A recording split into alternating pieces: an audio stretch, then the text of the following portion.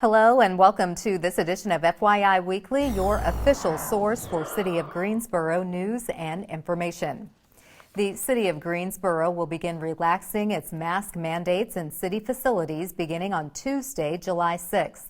The decision is based on data released by the Centers for Disease Control and the Guilford County Department of Public Health. Under the revised guidelines, the city will no longer require face coverings or masks for fully vaccinated people entering most city facilities. Unvaccinated individuals are asked to wear a mask when indoors for their protection and the protection of others. Signs will be placed at the entrance to city facilities, and masks will still be made available at entrances staffed by security should a visitor need one. No employee or visitor will be required to show proof of vaccination. The governor's Executive Order 215 is still in effect, requiring face coverings for certain locations and activities such as day camps. The J. Douglas Galleon Depot and public transportation fall under federal guidelines to continue mask protocols. Therefore, masks will still be required for some city services and facilities. These locations will continue to display appropriate signage reinforcing the requirement.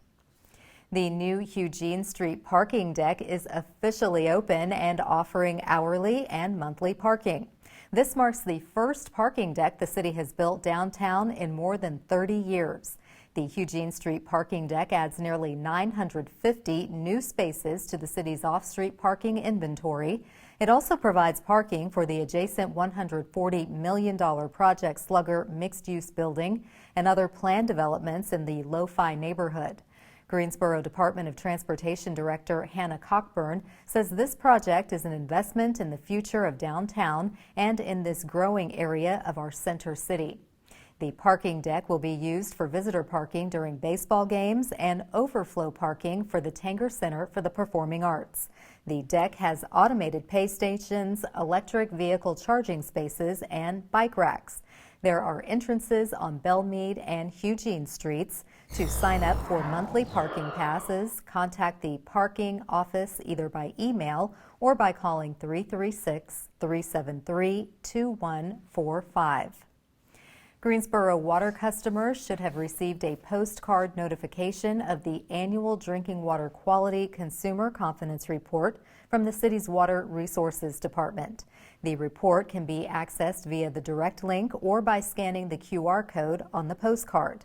The report describes drinking water sources, testing conducted on the water, substances detected, health effects information related to violations of drinking water standards, and other information of interest.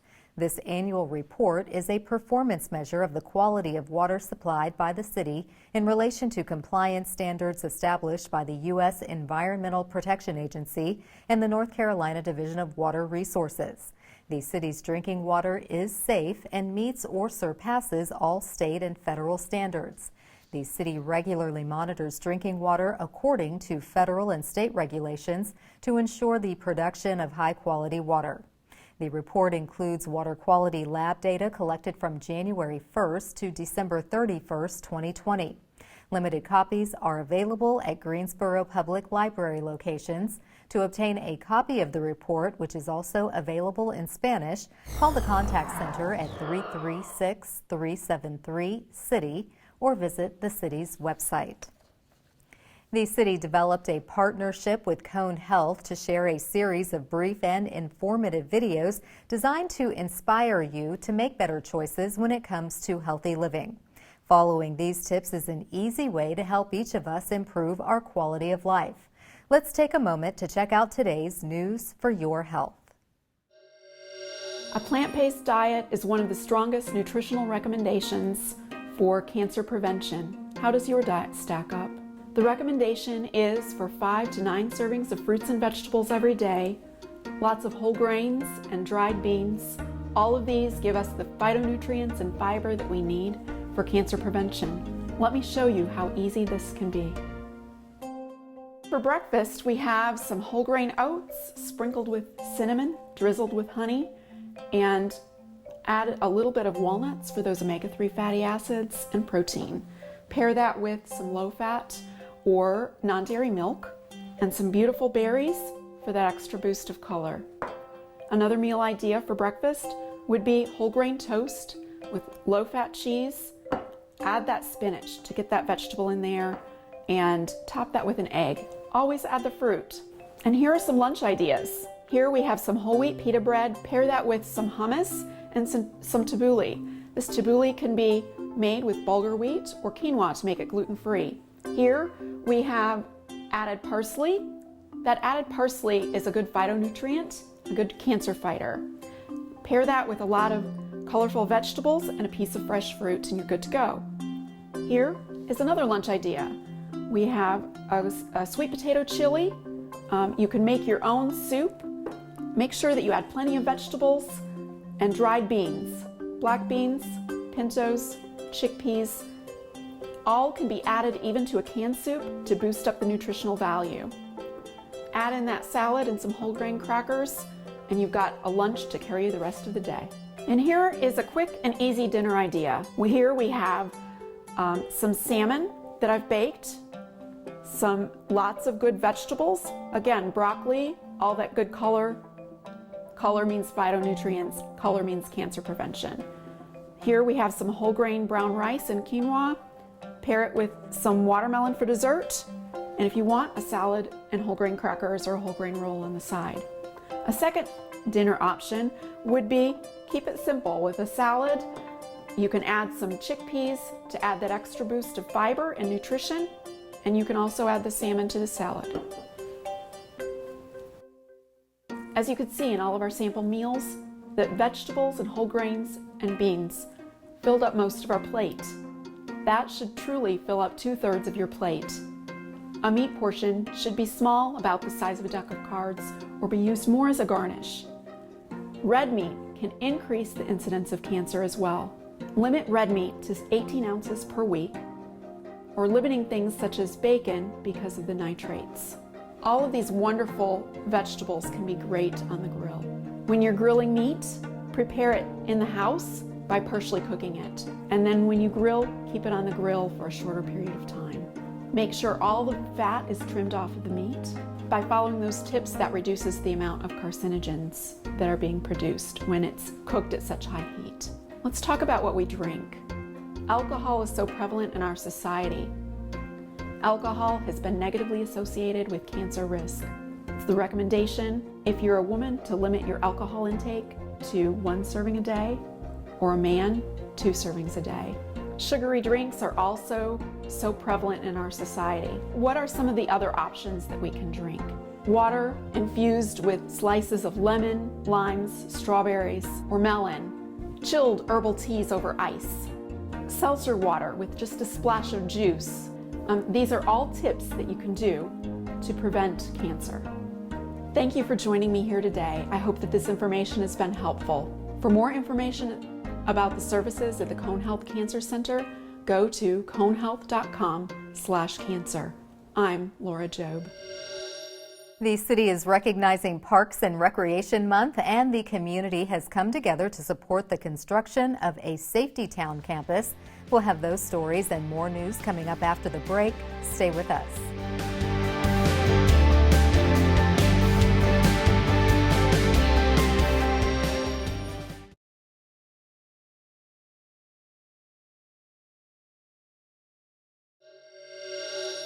Welcome back to FYI Weekly.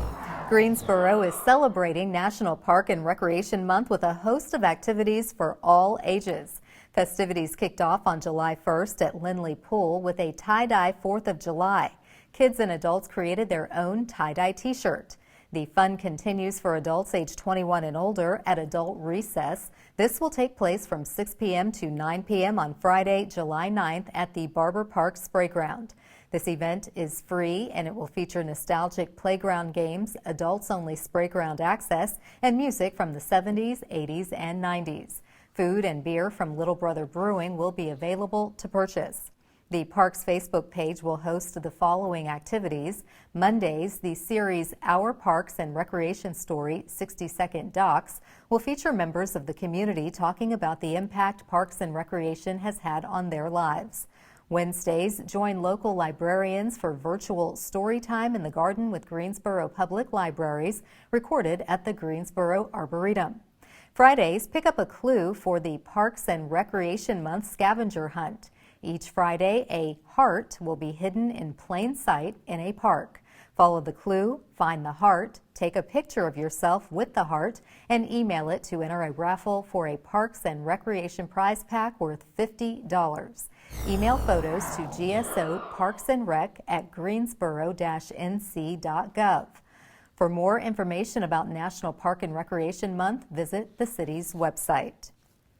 Safety Town is coming to Barber Park thanks to the Greensboro City Council's unanimous vote to accept and approve the donation for the turnkey construction and installation. The new Safety Town will be located between the Barber Park Event Center and the shelters and spray ground adjacent to an existing walking trail at the park. Safety Town is a community of scaled-down buildings and roadways used as an outdoor classroom to teach children lessons about traffic safety, stranger danger, gun safety, and the hazards of drugs. The Greensboro Police Foundation and the Joseph M. Bryan Foundation, along with several community partners, spearheaded the project.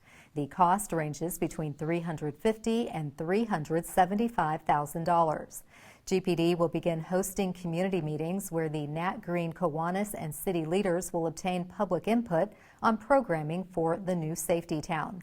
Safety Town at Barber Park demonstrates the city's commitment to leveraging and prioritizing investment for residents in the communities where they live. The program represents a 40-year partnership between GPD and the Nat Green Kiwanis Club. Greensboro's free summer playground program, Energy at the Park, will be available in 5 neighborhoods and hosted by Parks and Recreation. The program hours are from 10 a.m. to 2 p.m. on Mondays through Thursdays until August 5th. Rising first graders through 15-year-olds are invited to participate in supervised sports, games, crafts, and a free lunch. Parents or guardians can register their children at any participating playground. Energy at the Park is taking place at the following locations: Hampton Park at 4 Seasons Boulevard, Heath Park on Holtz Chapel Road, McCulloch Street Park on East McCulloch Street, Sussman Street Park on Sussman Street, and Woodmere Park on Autumn Drive. Please note the program may be suspended due to severe rain or extreme heat. For more information, visit the city's website or call Program Coordinator Mel Melton at 336-373-7502. Greensboro's Field Operations Department has a new director. Coming up after the break, we'll introduce you to Julio Delgado and talk about the change in leadership and day-to-day operations. Stay with us.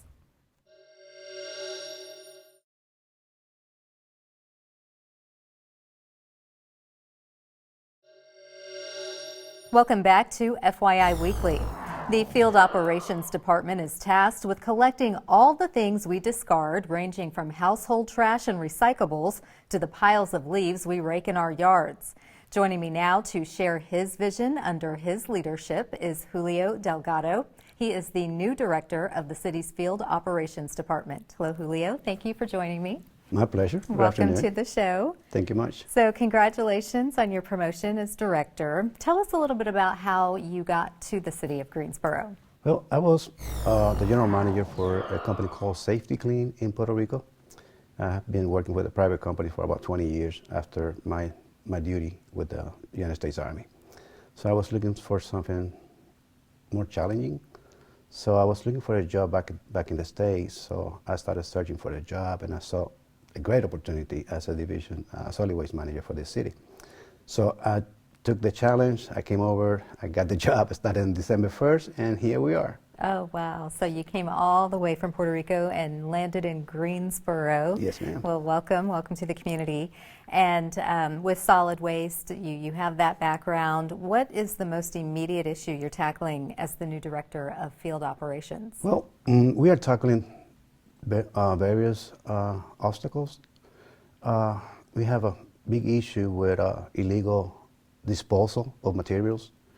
So that's one of the issues that I'm working with city council members, and they are really helping us a lot. They approved $100,000 to buy cameras so we could put on those hotspots. So trying to mitigate those illegal disposals. We're also going back to Love My Block. It's a project that we started with the city council members, and where we go to the communities, we clean the extra stuff they have. We're going to integrate the education process there too, because I believe educating people before enforcing the standards. They need to know, and a lot of times we find out that people don't know better. Correct. So education, I think, is going to be the first thing that we're tackling. We're also trying to engage more with the community, not only at the city level, but also at the residential level. So going back to what you said about illegal disposals, what does that consist of? And it's nice to know that you have council support with funding to provide more cameras so you can identify those areas. Well, illegal dumping, I mean, the city offers numerous services. If for some reason people tend to select an area and dump everything they have, it costs the city about $250,000, $300,000 a year extra, because they're not on the scheduled services. So it's like a legal landfill, for lack of a better word. Yeah. So it's not in the right place. Okay, so you'll have new cameras that you'll be able to then deploy in different areas Yes. and see these folks illegally dumping Yes. things. Now, how do you plan to address the rising costs of recycling to ensure that we can continue recycling? Well, I believe that's something I've been working with the city and my team, is that we have to expand what we call recycle. We think recycle is only paper and cardboard. We could recycle food from many restaurants here and convert that food into materials for plants and things like that. So we are trying to also educate people, because a lot of the cost that we're getting is contaminated recycle. People are placing the wrong items in the recycle bins, which contaminate the whole truck, which increases the cost by about 120%. So if we could educate the people to recycle properly, then we could tackle that part. And also adding something else, like recycle food, that instead of throwing it in the garbage, recycle it to make fertilizers. Right now, starting August 1st, we have a program starting up online where citizens could buy the compost cans so they could compost at the house. It came up in the newsletter, so I will bring you more information on that so people could be aware of it. It's a good start. I think we got to start with small pilot programs. That way people see the benefits and then get engaged. Nice. And if you can do it at home, that makes it convenient, so you'll get more buy-in. As far as technology, is there anything new on the horizon that will make garbage collection more efficient or even safer? Well, I'm glad you brought that question, because right now we are looking for systems called the GPS system management. That way we could install it in each vehicle so the supervisors could, from their phone, see where the trucks are. So if they miss a service, they could reroute the truck immediately to the service, which will increase efficiency, reduce fuel consumption, and reduce overtime and man hours. So that's on the system that we got. I spoke with my boss, Kim Soil, and she approved it. So right now we're in the search to get the right system for our trucks, so Nice. the GPS system. And is there anything with the trucks themselves, how they function, to minimize the manpower of our employees? Yes, ma'am. Right now, for the systems that we offer for jar waste and bulk, we're going to install grabbers on the back of the trucks, because last year the city spent about $250,000 on workers' comp. Our employees, believe it or not, they live between 50 to 90 pounds every single second. It's like every can weighs a lot. Yeah. So by putting some automatic systems, that will reduce the workers' compensation that we have. Plus, our employees at the end of the day will feel like they completed a task and they're not really fatigued. Right. Oh, that's excellent. Look forward to that inclusion.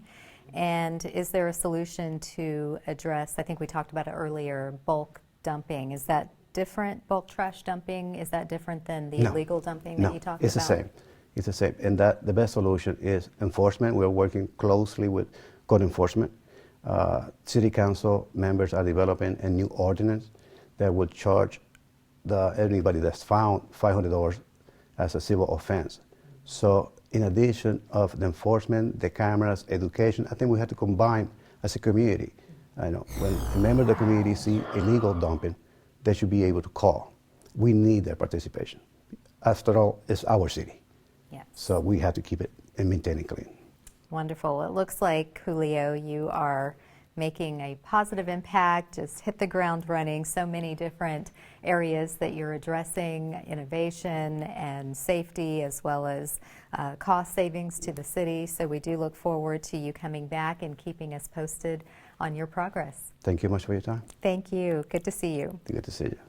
Stay tuned for some useful information about Greensboro as we tell you something about the city. That's coming up after the break. Stay with us.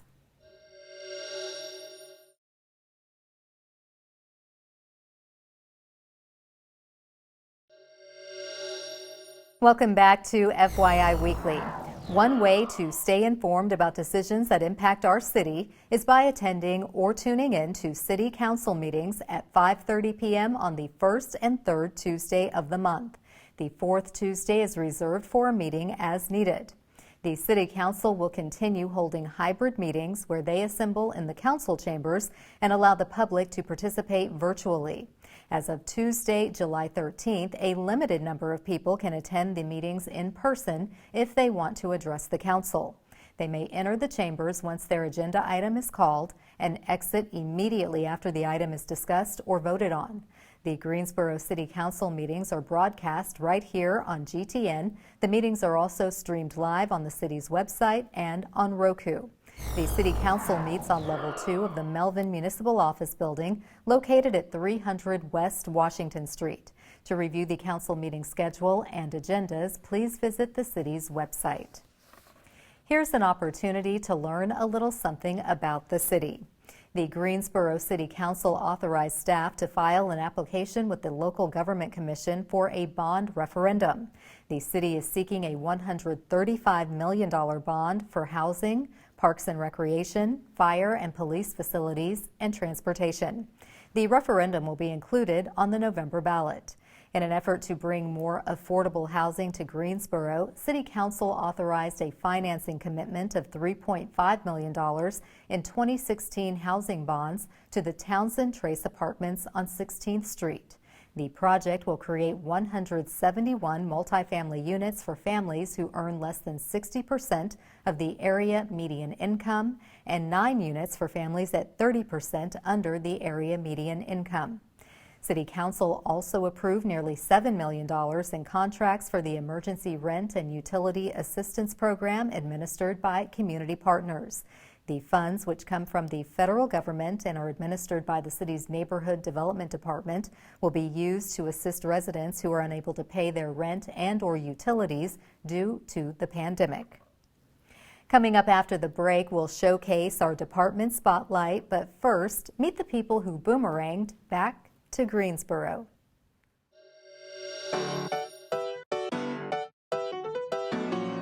My name is Dominic Amendum, and I'm a professor at UNCG.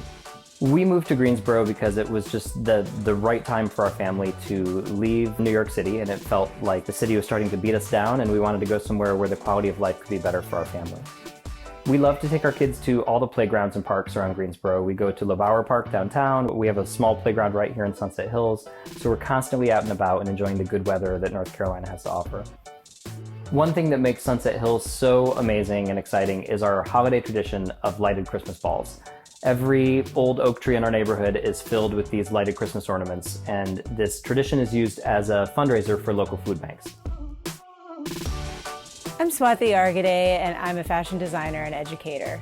We love Sunset Hills so much. It's a great community, a lot of like-minded people. Every day we're out walking around with our family and our dog, meeting our neighbors and enjoying the historic neighborhood that it is. One of the best things about being in Greensboro versus being in Brooklyn is that our 10-year-old daughter can just jump on her bike and spend hours outside, something that we weren't able to experience when we lived in the city. There are definitely some restaurants that we love to eat at. Bandito Bodega is one of our favorites. We're going to Undercurrents on Friday. But my favorite place to eat in town is at my mom's house. Sunset Hills is the best neighborhood we could have moved to. The community here is amazing. We know all of our neighbors. It's just the most incredible community vibe that I could have ever imagined.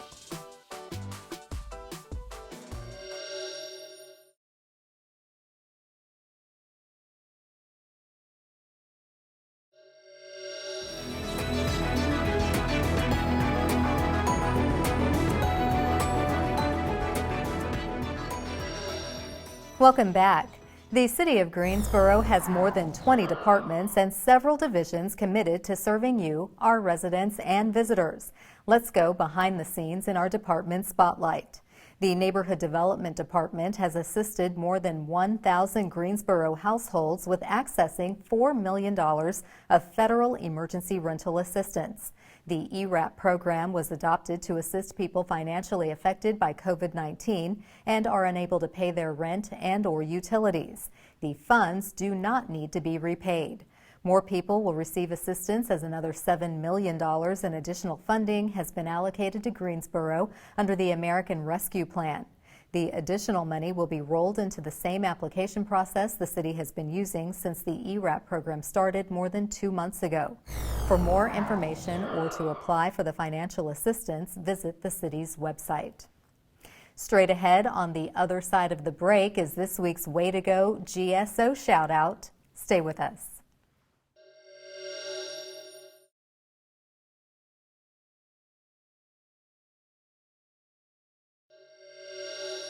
As we draw to a close, we always want to end on a positive note with our Way to Go GSO shout out.